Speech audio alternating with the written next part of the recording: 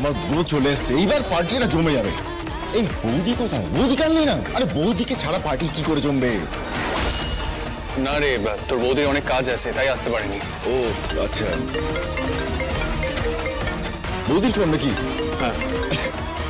Hello. পৌঁছে গেছেন আপনি? হ্যাঁ হ্যাঁ পৌঁছে গেছি।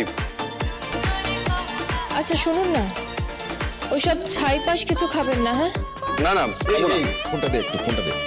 হ্যালো বৌদিমণি, আরে আমি তোমার প্রিয় ঠাকুরকে বলছি, স্বাক্ষর।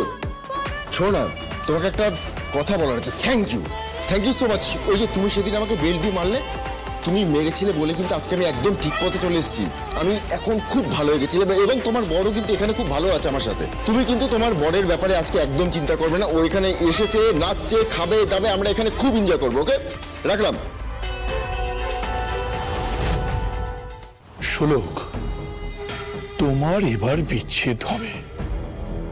তোমার আর সার্থকের মধ্যে অনেক দূরত্ব বাড়বে। এই ব্যাচেলার্স পার্টি থেকে শুরু হবে তোমার মুখার্জি বাড়ির থেকে দূরত্ব।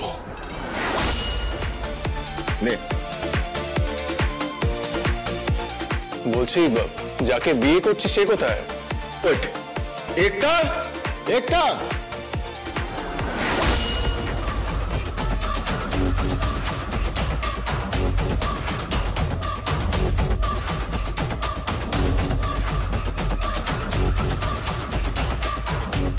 She's Ekta, my love.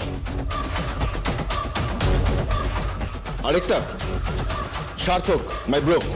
High. So, let's dance, let's enjoy. এই শোন, আমি ডান্স করবো না, তোরা নাচ, আমি এখানেই আছি। কি বলছো? নাচবে না? এই ভাই, আমার কথাটা শোন স্বাক্ষর, আমার